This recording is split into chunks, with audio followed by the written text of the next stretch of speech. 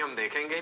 कागज कलम अपने हाथ में रखिए, साथ के साथ आपको इंपॉर्टेंट की पॉइंट्स नोट करने हैं और ताकि आपको रिवाइज करने में आसानी रहे। एंड आई एम श्योर आप डेली प्रैक्टिस पेपर्स जो हैं, डीपीपीज जो हैं, वो प्रैक्टिस कर रहे हैं। हमारा कॉन्फिडेंस तभी डेवलप होता है जब हमने जो ज्ञान एकत्रित किया है, जो नॉलेज हमने ली है या जो इंफॉर्मेशन हमें मिली है, उसे हमने प्रोसेस करा है और उस इंफॉर्मेशन के आधार पे हम टाइम बाउंड कंडीशंस में एक्यूरेटली क्वेश्चंस कर पाए, एमसीक्यूज कर पाए, है ना। सो इसलिए स्वयं को चेक करते रहना बड़ा जरूरी होता है। अपने मेंटर्स के कांस्टेंट संपर्क में रहिए, वो भी बड़ा जरूरी है आपके लिए। चलिए, एक पॉजिटिव सोच, एक पॉजिटिव एनर्जी के साथ आज के इस सेशन का आगाज करते हैं, जिसमें हम जानेंगे सर्जिकल कॉन्ट्रासेप्टिव्स के बारे में, एमटीपी के बारे में, सेक्स रेशो के बारे में, एमनियोसेंटेसिस के बारे में। एमटीपी का फुल फॉर्म कोई मुझे बता सकते हैं? MTP it stands for medical termination of pregnancy.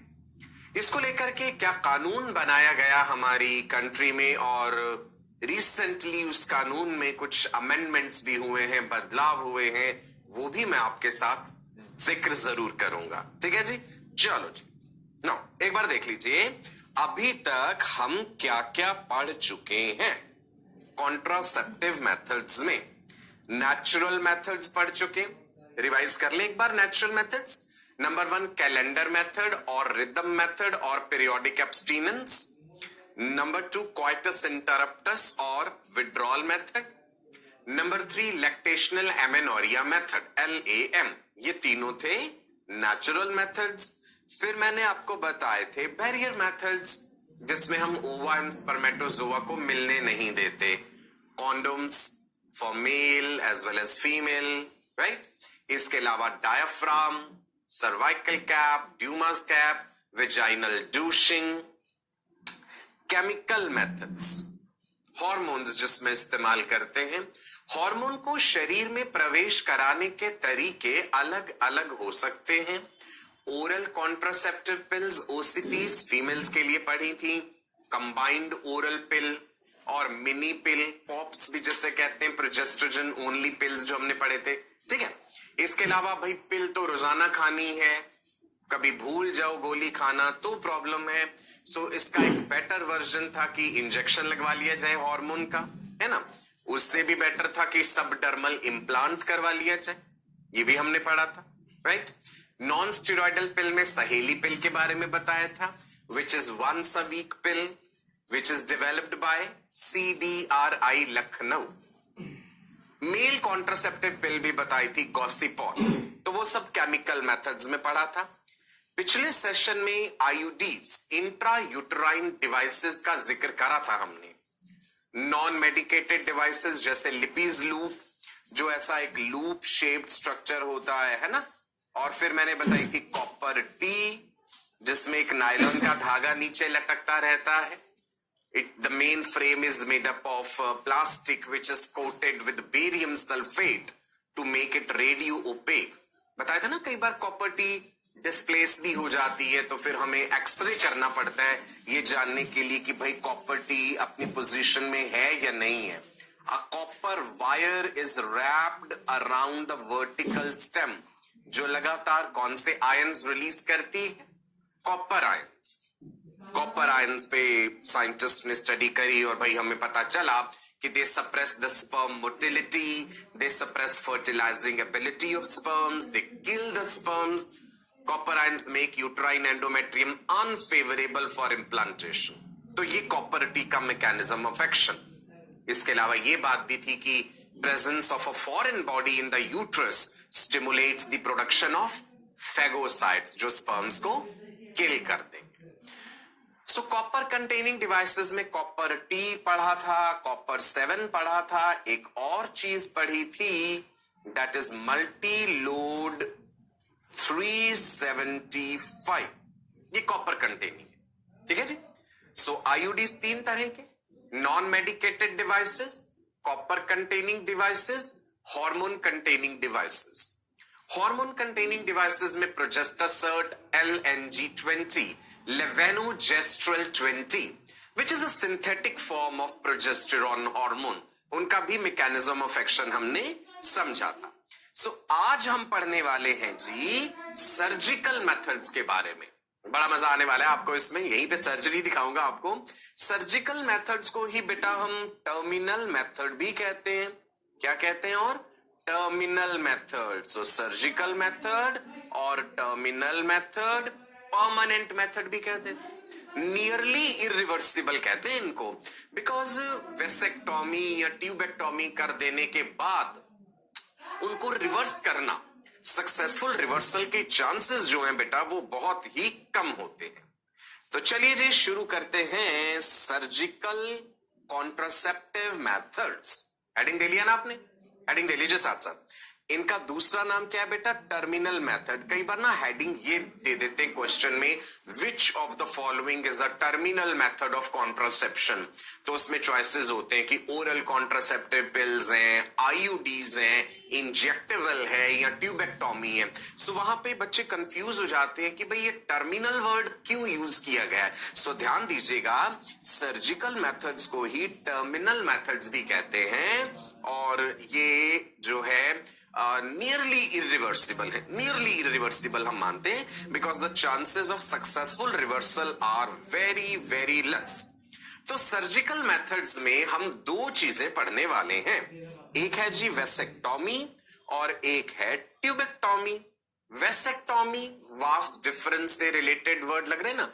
Tommy word in biology refers to cutting, किसी चीज को काट देना, राइट? जैसे ऑर्चिडेक्टोमी पढ़ा था, सर्जिकल रिमूवल ऑफ टेस्टिस। ऐसे ही वेसेक्टमी जो है, this medical procedure is done in males. Vast difference जो है उसे काट दिया जाता है। देखेंगे अभी हम डिटेल में स्टडी करेंगे इसे। ट्यूबेक्टोमी फेलोपियन ट्यूब्स फीमेल्स में, तो tubectomy is for females, right जी। चलो पहले हम पढ़ते हैं वेसेक्टोमी के बारे में। सादी भाषा में हिंदी में से नसबंदी भी कह देते हैं। सरकारी अस्पतालों में वेसेक्टोमी फ्री किया जाता है, राइट? आपने बड़े बड़े हॉस्पिटल्स के बाहर, सरकारी अस्पतालों के बाहर होर्डिंग्स भी देखे होंगे, वहां लिखा होता है यहाँ पे बिना चीरा बिना टांका नसबंदी की जाती है। सो ये बिना चीरा लगाए, बिना कट लगाए या बिना टांका लगाए कैसे कोई सर्जरी हो सकती है?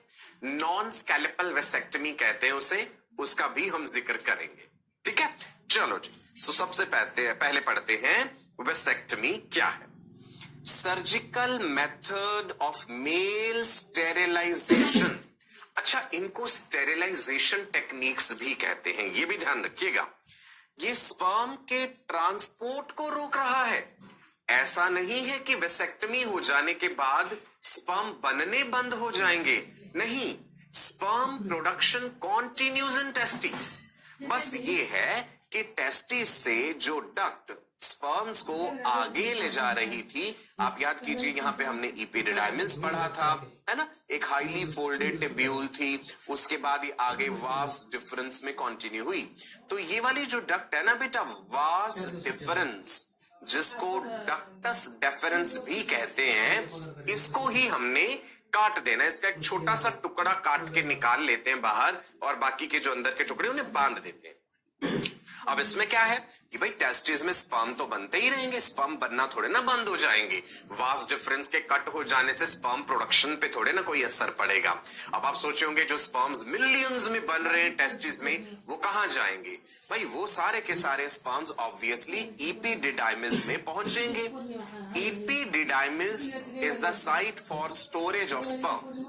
यहां स्पर्म स्टोर हुए, लेकिन ये रिसाइकलिंग सेंटर भी तो है स्पर्म्स का, तो स्पर्म्स मरते भी रहेंगे यहाँ पे साथ साथ, उनका कॉन्टिन्यूसली फेगोसाइटोसिस होता रहेगा, ठीक है?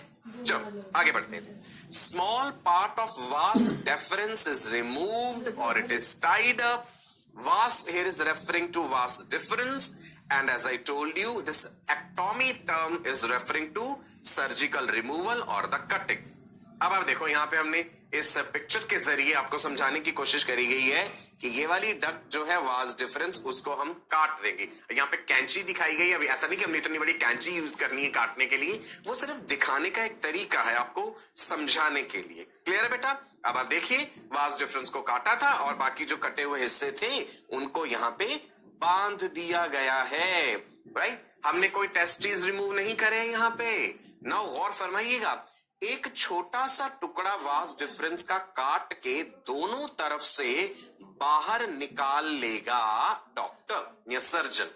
This is nearly 1 to 1.5 centimetre.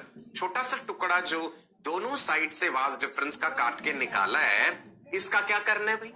This is sent to the laboratory. इसको हम लैब में भेज देंगे कि भाई इसका हिस्टोलॉजिकल एग्जामिनेशन हो जाए और एक रिपोर्ट आ जाए कि जो टिश्यू पीस काट के निकाला है वो वास डिफरेंस ही है ना।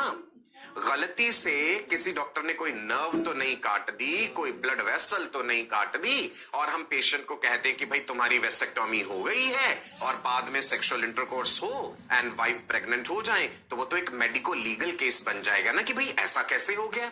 सो हमें श्योर होना पड़ता है कि जो टिश्यू हमने काट के निकाला है वो वास डिफरेंस ही है ना। तो उस टिश्यू का हिस्टोलॉजिकल एग्जामिनेशन होगा लैब में, लैब से रिपोर्ट आएगी, हमें श्योरिटी हो जाएगी, हम पेशेंट को बता देंगे कि भाई तुम्हारी वेसेक्टोमी हो गई है। राइट, क्लियर हुई ये बात? सो वेसेक्टोमी हो जाने के बाद स्पर्म प्रोडक्शन कंटिन्यू रहता है, लेकिन जो सीमेन इजैक्युलेट होगा उसमें स्पर्म्स नहीं होंगे। ये भी समझने वाली बात है। अच्छा, अब आप देखो जरा, यहाँ पे सर्जरी नजर आ रही है आपको। ये जो आपको इस समय ऑर्गन नजर आ रहा है, this is scrotum. Right, scrotum में डॉक्टर जो है, सर्जन जो है, वो क्या कर रहे हैं? एक सिरिंज के जरिए एनेस्थेटिक ड्रग इंट्रोड्यूस करा जा रहा है, स्क्रोटम को सुन्न करना है। मैं आपको पूरा प्रोसीजर बताता हूं। Vasectomy is a minor surgical procedure, थोड़ा सा टाइम लगता है, 15-20 मिनट, इससे ज्यादा का समय नहीं लगता।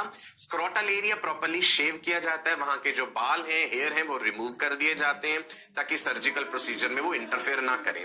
फिर उतने हिस्से को सुन्न करने के लिए, नंब करने के लिए एनेस्थेटिक ड्रग डाली जाती है, दवाई डाल दी हमने वास डिफरेंस में। फिर आप देखेंगे कि डॉक्टर जो है माइनर कट लगा करके उसमें से वास डिफरेंस को हम उठा के बाहर निकालेंगे और फिर उसे दो जगह से बांध के और एक छोटा टुकड़ा काट देंगे। पूरे प्रोसीजर में कोई ऐसा नहीं कि एक्सेसिव ब्लड लॉस हो रहा है, भाई बहुत समय लग रहा है, नहीं, it's not like this. It's a minor surgical procedure done on OPD basis, out patient basis, कि भाई सुबह सर्जरी कराई है और शाम को पेशेंट अपने घर जा सकता है। थोड़ी इंस्ट्रक्शन जरूर फॉलो करेंगे कि भाई लगभग 10-15 दिन तक कोई हैवी वजन नहीं उठाना है आपको, है ना। अगर कोई हैवी वजन उठाने वाला काम कर रहे हैं तो वो अवॉइड करना है। स्क्रोटल एरिया पे पानी नहीं लगना चाहिए नहाते समय, थोड़ा ये ध्यान रखना है कि भाई इन्फेक्शन ना हो जाए। थोड़ी हैवीनेस फील हो सकती है कुछ दिनों के लिए। एक बात और बता दूं कि वेसेक्टोमी जो है वो इमीडिएटली इफेक्टिव नहीं होगी। आपने पेशेंट की वेसेक्टोमी करी और आपने उसे कह दिया कि हाँ भाई अब बिल्कुल सेफ है, आप जो है सेक्सुअल इंटरकोर्स कर सकते हैं, प्रेगनेंसी नहीं होगी ना, ऐसा नहीं होता। 3 महीने लग सकते हैं इस चीज में पूरी तरह से इफेक्टिव होने में, यानी कि जब तक 20 बार इजैक्यूलेशन ना हो जाए। गौर से सुनिएगा, जब आपने वास डिफरेंस काटी है तो वास डिफरेंस का कुछ हिस्सा तो अंदर है ना अभी, उसमें भी मिलियंस ऑफ स्पर्म्स स्टोर्ड होंगे जो रिपीटेड इजैक्यूलेशन के साथ बाहर आते रहेंगे। तो आप अपने पेशेंट से कहेंगे कि भाई जो आपको 3 महीने तक कोई और कॉन्ट्रासेप्टिव मेथड भी फॉलो करते रहना है अभी वेसेक्टोमी के बाद भी, चाहे कॉन्डोम्स यूज करें या डायफ्राम यूज करें, जब तक 20 बार इजैक्यूलेशन नहीं हो जाता मेल रिप्रोडक्टिव ट्रैक्ट से, जितने स्पर्म ऊपर वाले हिस्से में बचे हैं अभी, जब तक वो फ्लश आउट नहीं हो जाते तब तक हम इसे 100% इफेक्टिव सेफ जो है नहीं मानेंगे। Is it clear? So vasectomy is not effective immediately, this is important. Clear है जी? और 99% जो है इसकी एफिशिएंसी है। आप सोचे होंगे भाई कोई भी अभी तक ऐसा मेथड नहीं मिला जो 100% इसकी एफिशिएंसी हो। अब यहां आप क्यों कह रहे हैं 99%? वो इसलिए हम एक large sample of human population की बात कर रहे हैं कि भाई आपने कितने सारे पेशेंट्स पे वेसेक्टोमी करी, सो थोड़ा बहुत एरर होने का चांस है कि किसी में पूरी तरह से इफेक्टिवली वो परफॉर्म नहीं करी गई, इसलिए हम 99% जो है लेके चल रहे हैं। क्लियर है जी? Drawbacks, can not be easily reversed. अब ये बहुत बड़ी बात है। मान लीजिए कभी भविष्य में जाके उन कपल का ऐसा इरादा हो कि भाई हमें एक बच्चा और चाहिए और वेसेक्टमी करवाए हुए 5 साल 4 साल हो चुके हैं, और फिर वो डॉक्टर से कहें कि भाई वो जो वेसेक्टमी करी थी अब हम वास डिफरेंस के कटे हुए हिस्सों को दोबारा जुड़वाना चाहते हैं। सो फिर वो पॉसिबल नहीं हो पाता, वो बड़ी कठिनाई हो जाती है। बहुत बहुत कम चांसेस हैं कि सक्सेसफुली वो रिवर्स हो सके। So reversal is usually not successful. Is it clear जी?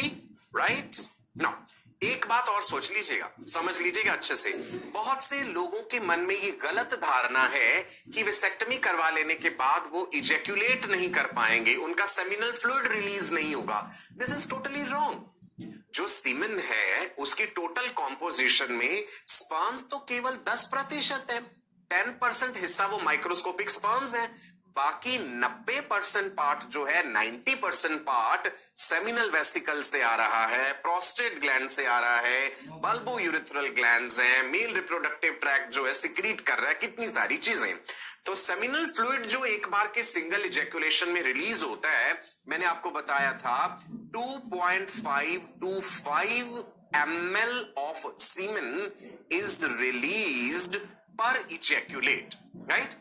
थोड़ा ज्यादा भी हो सकता है इससे, बट ऐसा नहीं कि बहुत ज्यादा सीमेन अगर रिलीज हो रहा है दैट इंडिकेट्स मोर फर्टिलिटी। नहीं, इतना लार्ज वॉल्यूम में सीमेन बने so that can be an indication कि कोई अंडरलाइंग इन्फेक्शन हो सकता है शरीर में। ठीक है जी। सो 2.5 से 5 ml सीमेन जो रिलीज हो रहा है बेटा, उसमें स्पर्म्स तो बहुत कम है, 10% के करीब वो माइक्रोस्कोपिक सेल्स हैं जो आंख से नजर भी नहीं आ सकते।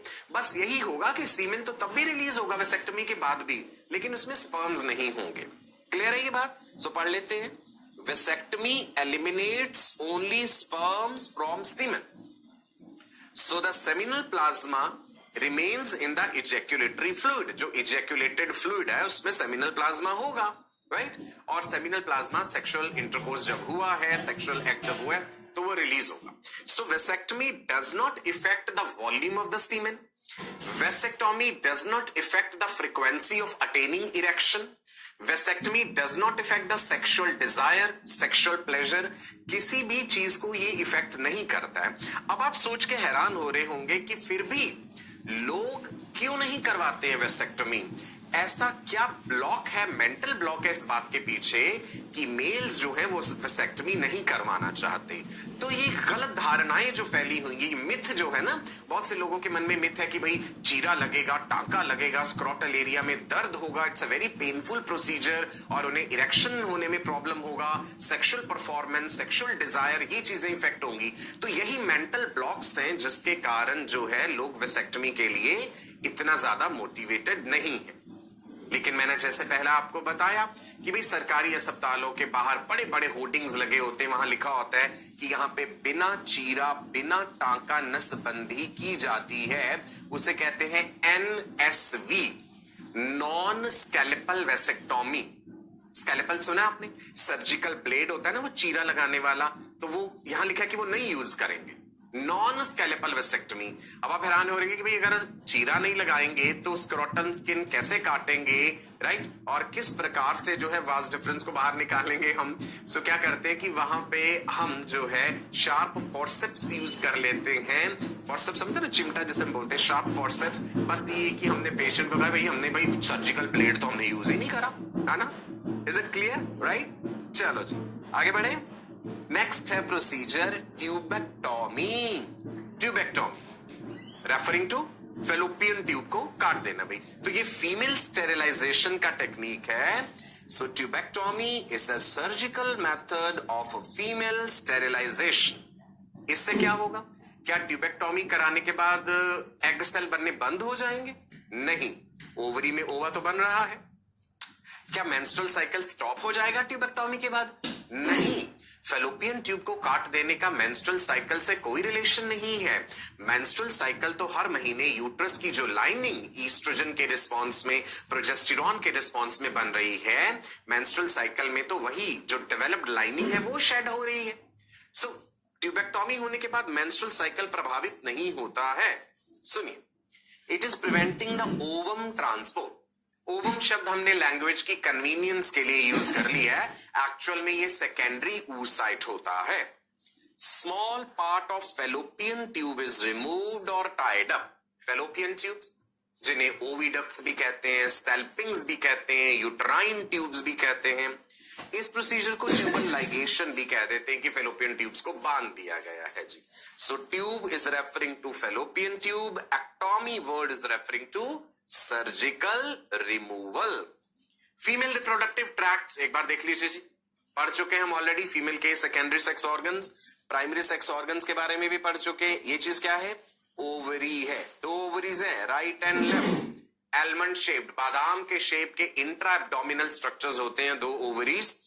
ये वाली चीज है जी फेलोपियन ट्यूब. ये दूसरी साइड की फेलोपियन ट्यूब. तो ट्यूबेक्टोमी कर रहे हैं तो दोनों साइड की फेलोपियन ट्यूब को काटना पड़ेगा. ये लिगामेंट है, ओवेरियन लिगामेंट, जो ओवरी को यूटेरस के साथ जुड़े हुए हैं. ये वाला स्ट्रक्चर क्या है जी? यूट्रस, जिसे हिस्ट्रा या वोम्ब भी कहते हैं. And what is this structure? 10 centimeters long tube called vagina. Vagina की वॉल में अंदर आप देख पा रहे हैं कि म्यूकोसा के फोल्ड्स भी होते हैं, वेजाइनल रूगे. वेजाइनल रूगे का फंक्शन भी आपको बताया था. Vaginal rugae stimulate glands penis during sexual intercourse and they help in inducing ejaculation. Right? Fallopian tube के अलग अलग हिस्से याद है? ये जो फिंगर लाइक प्रोसेसेस थे, फिम्ब्रे होते हैं, वहीं पे वो जो फनल शेप स्ट्रक्चर है इनफंडिब्यूलम है, और वो वाली जगह जहां पे फर्टिलाइजेशन होता है दैट इज एम्पुला. एम्पुला जिसमें की फर्टिलाइजेशन होता है. रिवाइज हो गया हमारा, हमने फीमेल रिप्रोडक्टिव ट्रैक्ट भी साथ के साथ समझ लिया. तो ये देखिए भाई, हम यहाँ पे दिखा रहे हैं कि ये दो कैंचियां आ चुकी हैं, सीजर्स आ चुकी हैं, और हम फेलोपियन ट्यूब को काटने वाले हैं. ओके नाउ ये देखिए फेलोपियन ट्यूब को हमने कट कर दिया. अब जो हिस्से काटे हैं इनको बांध भी देते हैं, है ना? बिल्कुल. अब होगा क्या कि भाई ओवरी से ओवा तो तब भी प्रोड्यूस होता रहेगा. ये फेलोपियन ट्यूब के इतने हिस्से में एंटर करे या ना करे ये एक अलग बात है, लेकिन इस रिलीज्ड एग को फेगोसाइट्स खा जाएंगे. इनका सर्वाइवल टाइम कितना है इसका? 24 घंटे.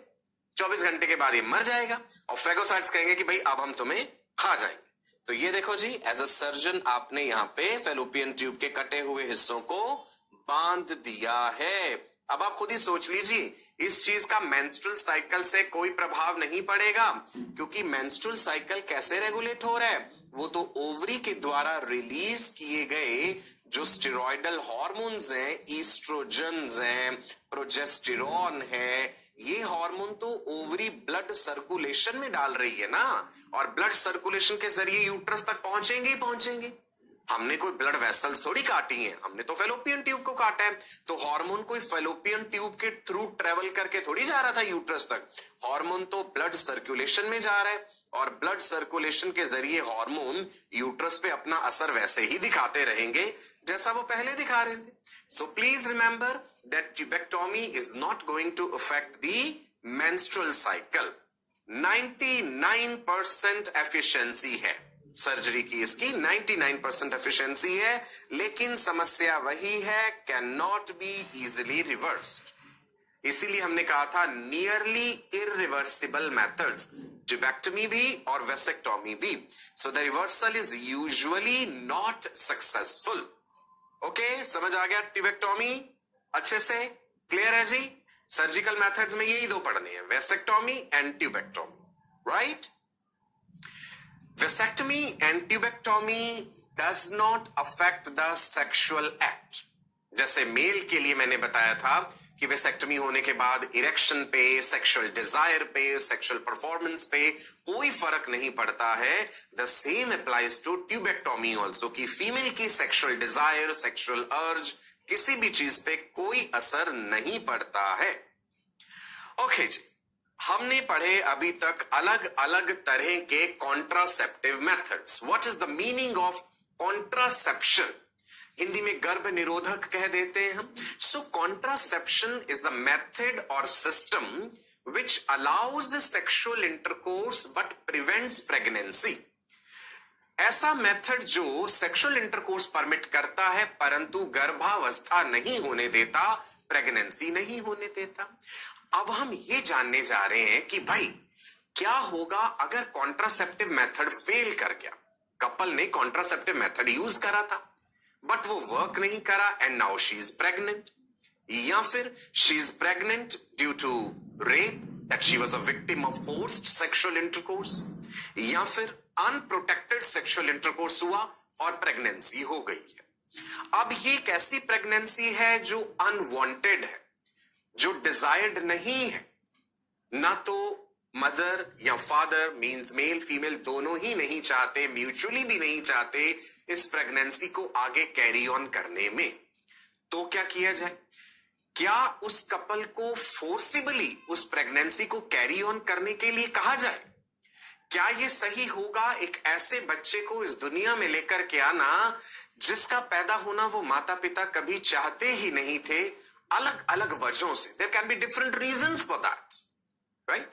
सो ऐसे में क्या करना पड़ेगा हमें? क्या हमारे पास कोई ऐसी टेक्निक है? या फिर यह भी हो सकता है that continuation of the pregnancy is threat to mother और टू द बेबी। यदि वो प्रेगनेंसी कंटिन्यू रहती है या तो मां की सेहत पे, शारीरिक मानसिक सेहत पे दुष्प्रभाव पड़ेगा, या फिर उसके गर्भ में पल रहे बच्चे की सेहत को नुकसान पहुंचेगा, या फिर वो बेबी जेनेटिकली एबनॉर्मल है। तो क्या करना पड़ेगा ऐसी अवस्था में, right? So if continuation of the pregnancy is harmful for the mother, that is for her or the fetus, then what is to be done? क्या प्रोसीजर है उसमें? सो वहां पे आता है जी medical termination of pregnancy. This is very important topic, इसको बड़े ध्यान से सुनिएगा, अच्छे से समझिएगा। सो हम शुरू करने जा रहे हैं MTP, medical termination of pregnancy. Medical termination of pregnancy को हम कैसे डिफाइन करते हैं? It is voluntary removal of products of conception before full term. पूरी टर्म कंप्लीट होने से पहले, गर्भावस्था के 9 महीने पूर्ण होने से पहले यदि हम उसके गर्भ में पल रहे उस भ्रूण को बाहर निकाल दें तो वो कहलाता है मेडिकल टर्मिनेशन ऑफ प्रेगनेंसी, या फिर इंड्यूस्ड एबॉर्शन टर्म भी यूज करते हैं इसके लिए। So medical termination of pregnancy कैसे डिफाइन करूंगा? यहां पे लिखा है इंटेंशनल और the voluntary termination of pregnancy before full term, right? It is voluntary removal of, कई बार हम ये भी कह देते हैं voluntary removal of products of conception. अब आप कहेंगे सर ये प्रोडक्ट्स ऑफ कंसेप्शन से क्या मतलब हुआ? देखिए, जब कंसेप्शन हुआ, फर्टिलाइजेशन हुआ, जब प्रेगनेंसी हुई, तो केवल वो भ्रूण ही तो नहीं है, उसके चारों तरफ की एक्स्ट्रा एम्ब्रियोनिक मेम्ब्रेन्स भी तो हैं, प्लेसेंटा भी तो है। जब आप MTP कर रहे हैं तो मदर के यूट्रस से ये सारी चीजें वॉलंटरीली बाहर निकालनी होंगी। इसलिए मैंने ये शब्द का इस्तेमाल करा products of conception, that is embryo और the foetus along with extra embryonic membranes and placenta, यानी वो सब कुछ जो उस समय गर्भ में यूट्रस में पल रहा है उसे बाहर निकालना वॉलंटरीली कहलाता है medical termination of pregnancy. Nearly 45 to 50 million MTPs are performed in a year all over the world. बड़े गौर से समझने वाली बात है। विश्व भर में यानी पूरी दुनिया में हर साल 45 से 50 मिलियन MTPs होती हैं, and these account to 1/5 of the total number of conceived pregnancies in a year. एक साल में जितनी कंसेप्शन होती हैं, प्रेगनेंसीज होती हैं, उसका 1/5 हिस्सा जो कि है 45 से 50 मिलियन, वो अबॉर्ट कर दिया जाता है, वो मेडिकल टर्मिनेशन ऑफ प्रेगनेंसी के अंतर्गत आता है। अब ये सोचने वाली बात है कि अगर ये चीज ना करी जाए तो हर साल फिर 45 से 50 मिलियन लोग भी तो पैदा हो, उतनी जनसंख्या भी तो और बढ़ेगी। तो आपके दिमाग में एक बात आ रही होगी कि MTP is contributing significantly to population reduction.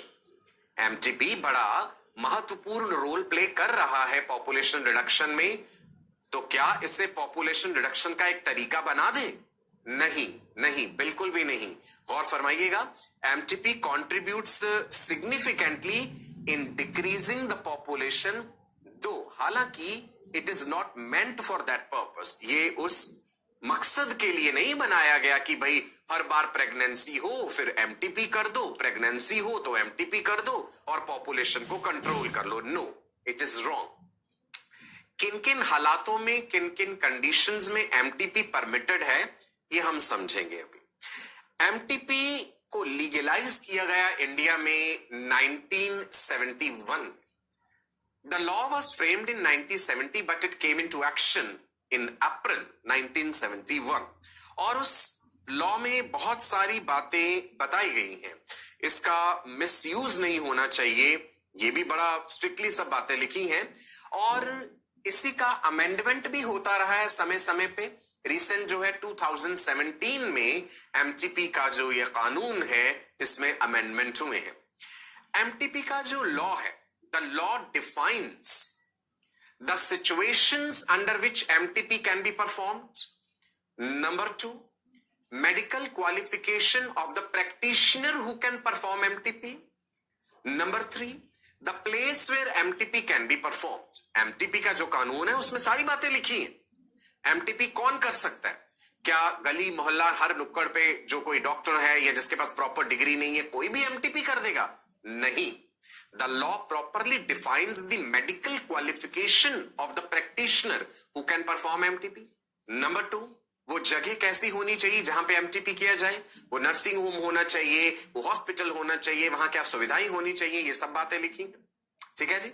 इसके अलावा किन किन हालातों में MTP किया जा सकता है ये भी बताया गया है। Right? Failure of contraceptive method, if she is a victim of rape or forced sexual intercourse, if continuation of pregnancy is a threat to her survival, right? या फिर बच्चे के लिए, ये सारी बातें लिखी हैं उस कानून में। It was enacted by Government of India with the intention of reducing the incidence of illegal abortion and consequent maternal mortality and morbidity. Bharat सरकार ने यह कानून इसलिए बनाया, भाई बड़ा जरूरी हो गया था कि ऐसे बहुत से केसेस आ रहे थे कि अनक्वालिफाइड डॉक्टर्स जो हैं, क्वैक्स भी जो हम कह देते हैं, वो परफॉर्म कर रहे थे एमटीपी, जिसके कारण मदर की डेथ हो जाना एमटीपी के समय या ऐसी कोई बीमारी हो जाना कि जीवन भर जो है उसका इलाज ना हो पाए। इस तरह के हार्मफुल जो है हमें बहुत सारी बातें हमारे सामने आ रही थी, तो सरकार को इसमें दखल अंदाजी करके ये कानून बनाना पड़ा कि मिसयूज ना हो इन चीजों का। Such restrictions are all the more important to check indiscriminate and illegal female feticide which are reported to be high in India. मैंने आपसे कहा था कि रिप्रोडक्टिव हेल्थ को लेकर के बहुत सारे इश्यूज हैं जो हमारी सोसाइटी फेस कर रही है, जिसमें से फीमेल फीटिसाइड यानी फीमेल भ्रूण हत्या जो है वो एक बहुत ही बड़ी समस्या है। जब ये पता चल जाता है टेक्निक से, एमनियोसेंटेसिस से या सोनोग्राफी से कि मां के गर्भ में पल रहा भ्रूण जो है वो फीमेल चाइल्ड है, तो people go for this MTP, female foeticide. ये कानूनन अपराध है। मैंने आपको बताया था एमनियोसेंटेसिस एंड अल्ट्रासाउंड टेक्निक का ये मिसयूज करना, यह जानने के लिए कि डेवलपिंग बेबी का जेंडर क्या है, उसका सेक्स क्या है, ये जानने के लिए अगर ये टेक्निक करी जाती है तो ये कानूनन एक बहुत बड़ा अपराध है। नाउ वेदर टू एक्सेप्ट या लीगलाइज एमटीपी और नॉट इज बीइंग डिबेटेड। अब आप सोचे होंगे कि भाई एक भ्रूण जो मां के यूट्रस में डेवलप हो रहा है वो तो जान है, वो तो जीवित है ना। आपने लाइफ के बारे में पढ़ा है, भाई उसमें मेटाबॉलिज्म हो रहा है, उसमें सेंसिटिविटी है। सो आप एक जीव की हत्या कर रहे हैं, आप उस भ्रूण को मार डाल रहे हैं, ये तो एक बहुत बहुत बड़ा अपराध है। ऐसा करना मानवता के खिलाफ है, कानूनन अपराध है। तो एमटीपी जैसी टेक्निक होनी ही नहीं चाहिए। आप जीवन को नष्ट कैसे कर सकते हैं? But at the same time आप सोचिए, if she is just 14 years of age and she is a victim of rape and she is pregnant, now you tell me, should we allow her to continue with that pregnancy? Tell me, should we allow that she has to continue with that pregnancy? No.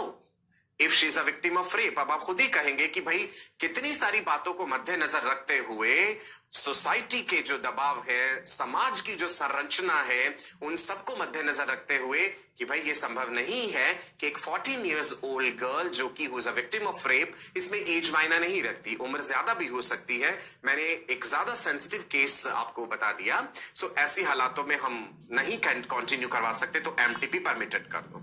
अब आप दूसरी condition देखिए, मान लीजिए she is 25 years of age, she is married also, she is pregnant, लेकिन अगर वो pregnancy को कैरी ऑन करती है तो उसकी स्वयं की सेहत पे इतना ज्यादा दुष्प्रभाव होगा कि उसकी स्वयं की मृत्यु हो सकती है।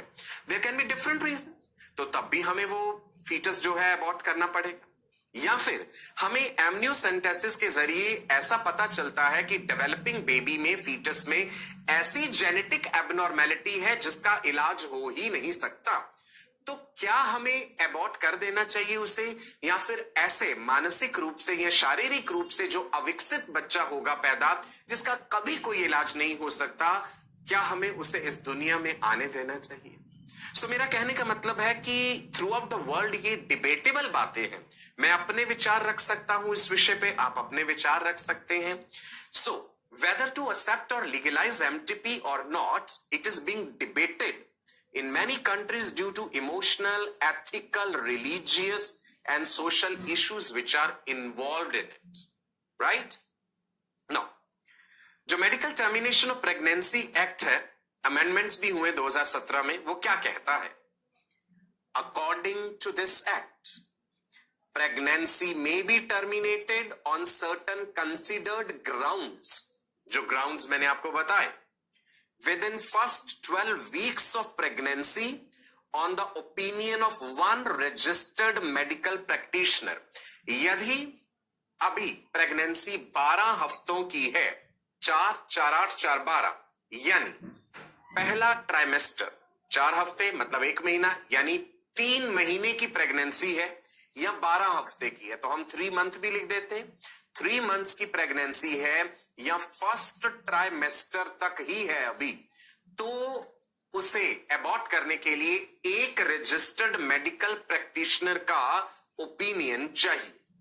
Now if the pregnancy has lasted for more than 12 weeks, अगर 12 हफ्ते से ज्यादा की प्रेगनेंसी हो चुकी है बट फ्यूअर देन 24 वीक्स, 24 हफ्ते से कम है, तो 2 रजिस्टर्ड मेडिकल प्रैक्टिशनर्स का opinion formed in good faith is required, कि जो कंडीशंस हैं जिसकी वजह से हम एमटीपी कर रहे हैं, दोनों रजिस्टर्ड मेडिकल प्रैक्टिशनर्स उस पर एग्री हो रहे हैं।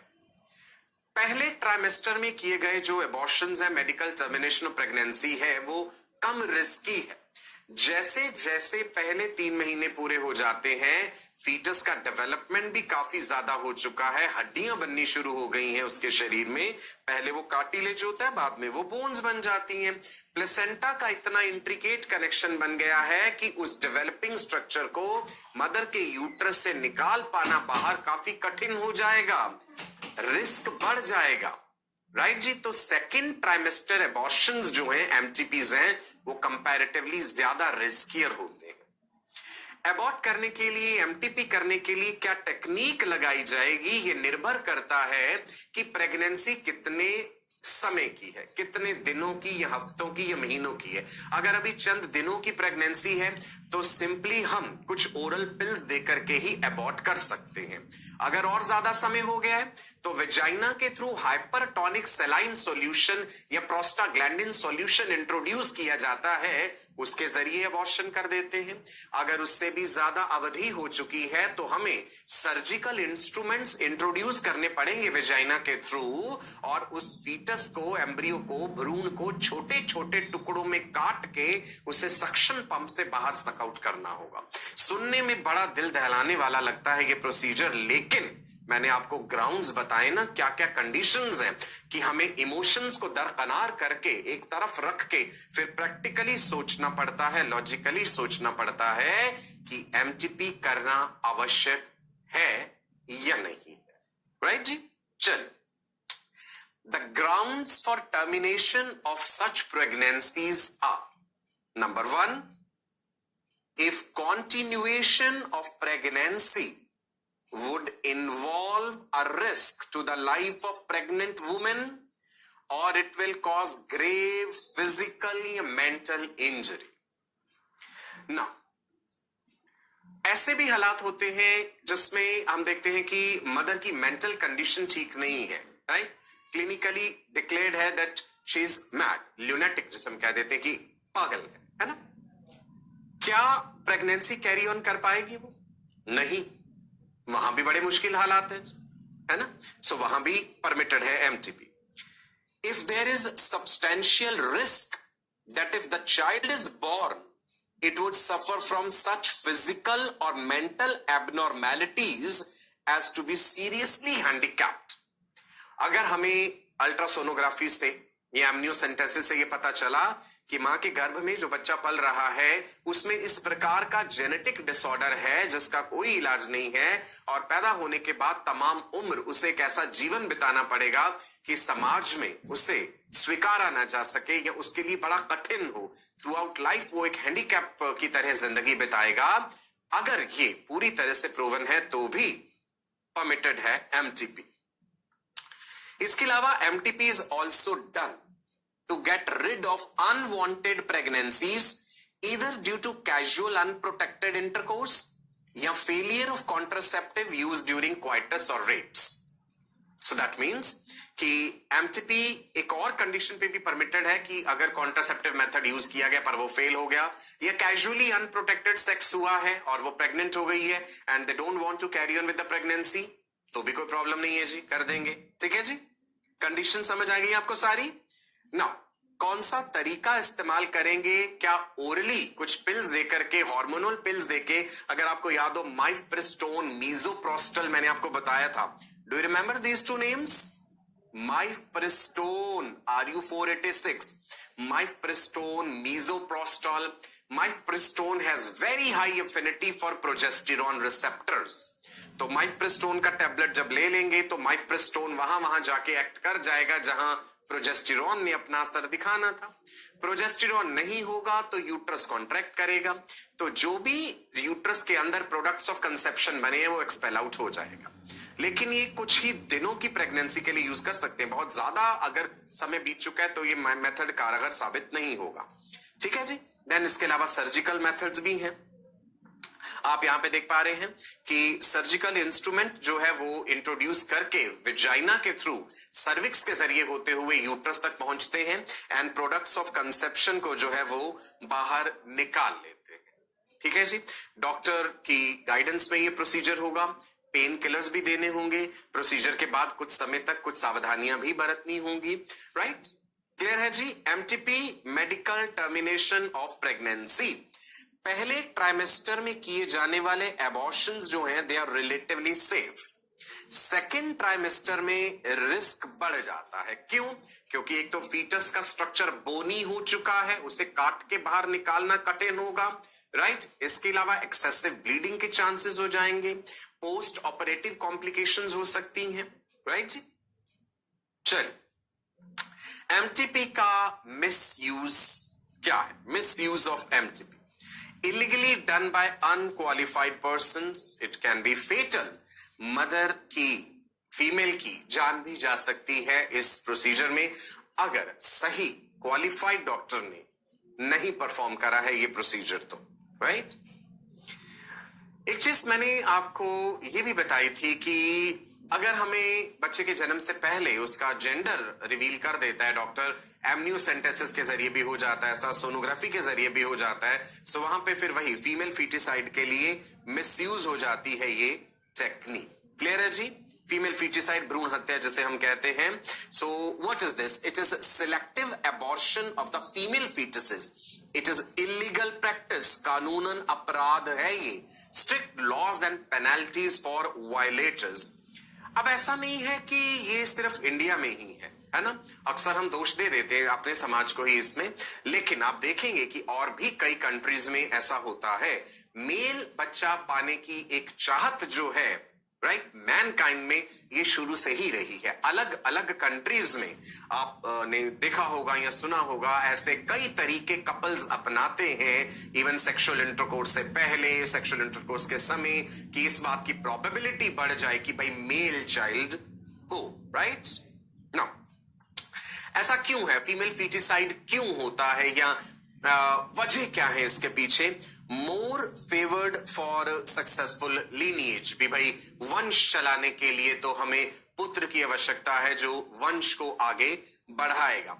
डाउरी सिस्टम, ये जो दहेज प्रथा है, एक बहुत बड़ा कलंक है हमारे समाज में। सो माता पिता को अक्सर इस बात की चिंता रहती है कि अगर फीमेल चाइल्ड होगा, कल को उसकी शादी करनी है तो हमें भारी भरकम दहेज देना पड़ेगा। देखिए, समाज बदल रहा है ना। शहरों में मानसिकता बदली है, पढ़ाई लिखाई के साथ साथ विचार भी बदले हैं, लेकिन बहुत जगह गांव देहात में अभी भी ये सब चीजें प्रैक्टिस होती हैं। सो आप भी प्रण कीजिए कि एक अच्छे डॉक्टर बनने के साथ साथ आपको एक अच्छा इंसान भी बनना है।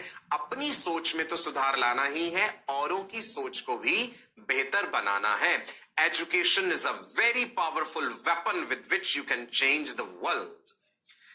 तीसरी बात कि गर्ल चाइल्ड सेफ नहीं है। लड़कियां होंगी तो हमें उनका रख रखाव बहुत ज्यादा करना होगा, right. These are some of the factors. लोगों में इतनी ज्यादा जागरूकता नहीं है, पढ़ाई लिखाई नहीं है, इतना एजुकेशन का स्तर नहीं है कि वो बहुत बातों को समझ पाए। सो इस वजह से जो है ये सब कारण बनते हैं फीमेल फीटिसाइड के, राइट जी, ठीक है। नाउ सेक्स रेशो का थोड़ा सा जिक्र करते हैं। Female to male sex ratio जो है क्या है इंडिया में 2020 में 108.18 मेल्स पर 100 फीमेल्स, 108.18 मेल्स पर 100 फीमेल्स। तो अब आप देखिए, इसका मतलब है कि मेल्स ज्यादा है, फीमेल्स कम है कंपैरेटिवली। सेक्स रेशियो जो है डिस्टर्ब दिख रहा है। सेक्स रेशियो क्या है जी? It indicates number of females पर 1000 males in a population. So ideal case तो होना चाहिए the number of males is to females must be 1:1। आप पूरे इंडिया में देखिएगा कौन सी स्टेट की सेक्स रेशो सबसे ज्यादा डिस्टर्ब्ड है और कौन सी स्टेट में सेक्स रेशो सबसे ज्यादा बेहतर है। Female is to male sex ratio India 2015 की बात करें, हरियाणा में 831 फीमेल्स पर 1000 मेल्स, राइट जी। केरला में 967 फीमेल्स पर 1000 मेल्स। आप पंजाब का भी सेक्स रेशो चेक जरूर कीजिएगा कि अलग अलग स्टेट्स में सेक्स रेशो क्या है। ओके, ठीक है जी। चलो अब मैं आपको बता देता हूं थोड़ा सा कुछ बर्थ डिफेक्ट्स के बारे में। आपने कभी ऐसा बेबी देखा है, न्यूबॉर्न बेबी? क्लेफ्ट पैलेट कहते हैं। आपने देखा जो ऊपर वाला होंठ जो है कटा हुआ है, क्लेफ्ट पैलेट। ये जन्म के समय ही ये जेनेटिक एब्नॉर्मेलिटी है। You must have seen some babies like this also. There are different syndromes, genetic disorders. Down syndrome है, क्लाइनफेल्टर सिंड्रोम है, टर्नर सिंड्रोम है। बहुत सारे सिंड्रोम्स ऐसे हैं जो ऑफ कोर्स जेनेटिक हैं, है ना, आनुवांशिक रोग हैं जिनके इलाज हमारे पास नहीं है। आपने ये भी बर्थ डिफेक्ट देखा हो, स्पाइना बाइफिडा, प्रोट्रूडिंग स्ट्रक्चर नजर आ रहा है आपको, right? Have you seen such babies? Now the question is कि क्या हम बच्चे के जन्म से पहले ये जान सकते हैं कि जो भ्रूण डेवलप हो रहा है मदर के यूट्रस में, उसमें कोई जेनेटिक एब्नॉर्मेलिटी तो नहीं है? Is there a method to detect these diseases or the disorders which we have seen? Yes, there is a very good technique called amniocentesis. Do not confuse it with aminocentesis. ये amino acid वाले spelling नहीं है। ये amnion membrane जो आपको बताई थी मैंने भ्रूण के चारों तरफ होती है, एमनियोसेंटेसिस वाले स्पेलिंग है। याद कीजिए बेटा, गैस्ट्रुलेशन के समय एमनियोटिक कैविटी हमने पढ़ा था। एमनियोटिक कैविटी में एमनियोटिक फ्लूइड बनता है जो बच्चे के चारों तरफ होता है। अब हम करते क्या है इस एमनियोसेंटेसिस टेक्निक में, अल्ट्रासाउंड करते समय प्रेग्नेंट फीमेल का सोनोग्राफी करते हैं, अल्ट्रासाउंड करते हैं, साथ के साथ हम यूट्रस में एक लंबी सी नीडल इंट्रोड्यूस करते हैं और उसके जरिए थोड़ा सा एमनियोटिक फ्लूइड निकाल लेते हैं और उस एमनियोटिक फ्लूइड में सेल्स होते हैं which are called amniocytes. Amniotic fluid में सेल्स होते हैं एमनियोसाइट्स। ये कहां से आते हैं? ये बच्चे की अपनी चमड़ी के फीटस के डिटैच्ड सेल्स होते हैं और इधर उधर टिश्यूज के भी डिटैच्ड सेल्स हैं। इन एमनियोसाइट्स को हम लेबोरेटरी में कल्चर करते हैं एक कल्चर मीडियम में, और उसके बाद हम इन सेल्स को स्टडी करते हैं क्रोमोसोम्स के लिए, क्रोमोसोमल स्टडी करते हैं इनकी। और इस एमनियोटिक फ्लूइड में कई बायोकेमिकल सब्सटेंसेस प्रेजेंट है, वो भी एनालिसिस करते हैं। क्रोमोसोमल स्टडी से हमें पता क्या चलेगा कि भाई कहीं कोई सिंड्रोम तो नहीं है, कोई जेनेटिक डिसऑर्डर तो नहीं है, राइट? लेकिन इसका मिसयूज होता है यही जानने में। पता चल जाता है कि भाई क्रोमोसोम्स XX है या XY है, और अगर डॉक्टर रिवील कर देता है तो फिर चांसेस हो सकते हैं ना के फीमेल फीटिसाइड के। Amniocentesis is a prenatal test, prenatal diagnostic technique. Prenatal मतलब जन्म से पहले। Determination test based on genetic makeup in the cells from the amniotic fluid, right जी? फीटल डिसऑर्डर पता चल जाएगा, लेकिन सेक्स डिटर्मिनेशन के लिए इसे करना कानूनन अपराध है।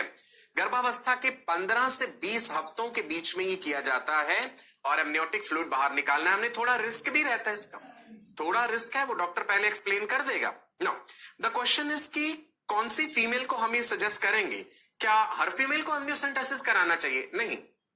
एज अ डॉक्टर आप उस फीमेल को सजेस्ट करेंगे जिनमें प्रेगनेंसी 30 साल या 35 साल की उम्र के बाद हुई है, because the chances of giving birth to babies with genetic disorders increases अगर वो कंसीव करती है 30 साल की उम्र के बाद। ये बात आपको बताई थी मैंने कि ओवरी में जो ओवा पड़े हैं, जो ऊगोनिया से बन जाते हैं डिक्टेट oocytes, वो तो जन्म से ही पड़े हुए ओवरी में, वो भी अरेस्टेड स्टेज ऑफ मियोसिस में। जितना ज्यादा डिले हो रहा है उनके ओवरी से रिलीज होने में और फर्टिलाइज होने में, उतनी ज्यादा संभावना है कि उसमें कोई जेनेटिक डिसऑर्डर हो सकता है जो उस एग से जो बेबी प्रोड्यूस होगा उस, राइट जी? सो जिस फीमेल में प्रेगनेंसी हो रही है 30 या 35 साल की उम्र के बाद, आप उसको सजेस्ट करेंगे। नंबर 2, ऐसी फीमेल को सजेस्ट करेंगे जिसमें पहले कोई ऐसा बच्चा पैदा हुआ है उनके परिवार में जिसमें कोई जेनेटिक डिसऑर्डर है या उनकी फैमिली में कोई ऐसी हिस्ट्री है।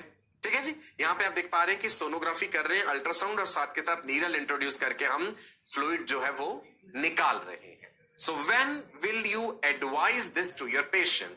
अबव 35 इयर्स या कई जगहों पे 30 साल की उम्र के बाद भी एडवाइस करते हैं। Previous history of pregnancy with genetic abnormality in the child. पहले ऐसी प्रेगनेंसी हो चुकी है या बच्चा पैदा हो चुका है जिसमें जेनेटिक एबनॉर्मेलिटी थी, या फिर आपने सोनोग्राफी करी, अल्ट्रासाउंड करा और आपको कुछ उसमें जेनेटिक एबनॉर्मेलिटी या डेवलपमेंट में कोई प्रॉब्लम नजर आई, या उनके परिवार में कोई फैमिली हिस्ट्री ऐसी रही है एबनॉर्मल बच्चों की, तो भी आप अपने पेशेंट को ये एडवाइस करेंगे। इट्स अ कॉस्टली टेक्निक, बड़े शहरों में उपलब्ध है और रिस्क भी रहता है इसमें। ठीक है, चलिए जी, आज के लिए इतना ही।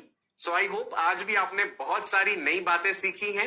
सर्जिकल मेथड्स ऑफ कॉन्ट्रासेप्शन में वेसेक्टोमी, ट्यूबेक्टोमी, वेसेक्टमी से जुड़ी हुई कई सारी बातें मैंने आपको बताई। कभी आप इंटरनेट पे सर्च कीजिएगा कि एक समय ऐसा था कि भारत में वेसेक्टमी को मैंडेटरी कर दिया गया था कि भाई जरूर करनी है वेसेक्टमी। पढ़िएगा कि उसके क्या दुष्प्रभाव हुए थे, राइट? ट्यूबेक्टमी के बारे में बताया और उसके बाद मैंने आपको MTP, medical termination of pregnancy and amniocentesis समझाया। इस चैप्टर में अभी और भी कई इंटरेस्टिंग चीजें हैं।